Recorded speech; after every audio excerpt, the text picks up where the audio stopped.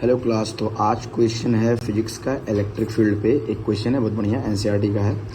2 point charge Q1 and Q2 of 10 के power -8 coulomb and -10 के power -8 coulomb, ये positive का है या निगेटिव का है, respectively are placed 0.1 metre apart. Calculate the electric field at point ABC। ये देखो, ये है, ये +10 के पावर -8 कूलम, ये -10 के पावर 8 कूलम, -8 कूलम, और इनके बीच की जो दूरी है ना, ये 0.1 मीटर दिया है। अच्छा, ये ए पे ही निकालना है इलेक्ट्रिक फील्ड, नेट सी पे निकालना है और बी पे निकालना है।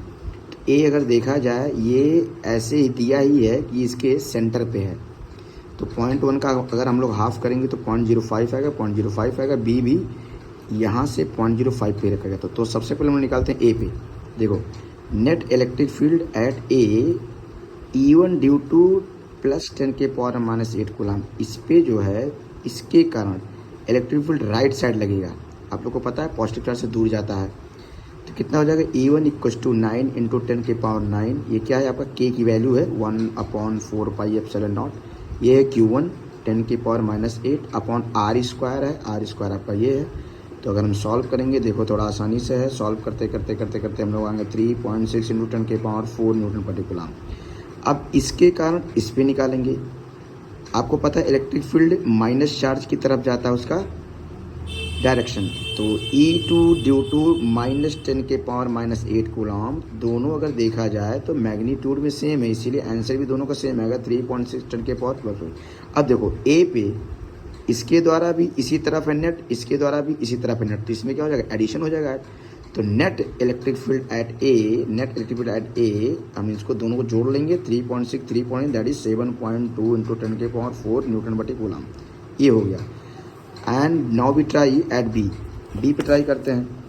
तो net electric field at B, E1 due to +10 के पावर -8 कूलम टूवर्ड्स लेफ्ट। यहाँ देखते हैं, इस पे इसके द्वारा बाहर की तरफ लगेगा। आप लोग को पता है पॉजिटिव चार्ज से दूर जाता है, तो कितना हो जाएगा, 9 × 10 के पावर 9 × C +10 के पावर -8 अपॉन R²। यहाँ पे है R², तो क्या पाएंगे, वही सेम चीज़, 3.6 10 के पावर 4 न्यूटन प्रति coulomb. E2 due to -10 × -8 coulomb towards right, इसके कारण -10 के पावर -8 कूलम के कारण बी पर कितना लगेगा, इसी तरफ ही लगेगा, इस तरफ लगेगा, क्योंकि माइनस की तरफ लगता है।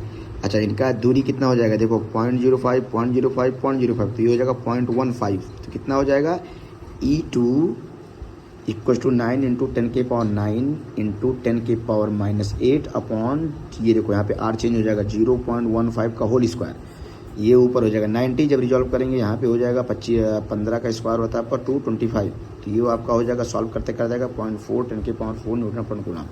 ये पावर सेम करना पड़ता है ताकि हम इसको ऐड कर सकें या सब्सट्रैक्ट कर सकें।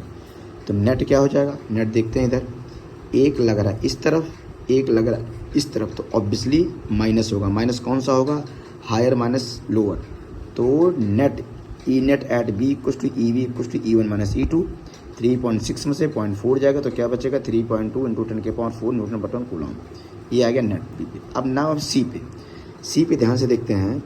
तो सी पे +10 के पावर -8 के कारण बाहर की तरफ जाएगा E1, और -10 के पावर -8 के कारण जाएगा अंदर की तरफ जाएगा E2। और ये आपका देखो ध्यान से, तो इक्विलैटरल ट्रायंगल है, जिसका हर एक एंगल कितना होगा, 60 डिग्री, ये भी 60 होगा, तो ये पूरा कितना होगा, 180 डिग्री। आप लोग 11th में पढ़े होंगे, दो वेक्टर के बीच का रिजल्टेंट वेक्टर क्या होता है, √E1 का स्क्वायर E2 का square +2 E1 E2 cos theta. अब देखो, अगर हम मैग्नीट्यूड में E1 E2 निकालें तो सेम ही आएगा, यहाँ पे 9 × 10 के पावर 9 × ये वाला 10 के पावर -8 अपॉन 0.1 का स्क्वायर, यही चीज़ इस केस में भी आएगा। तो दोनों मैग्नीट्यूड में आपका सेम रहेगा, 9 × 10 के पावर 3। अब फॉर्मूले में रख देंगे, तो ये दोनों सेम है, तो ये हो जाएगा 2E², यहाँ पे हो जाएगा, ये भी दोनों सेम है, तो 2E²।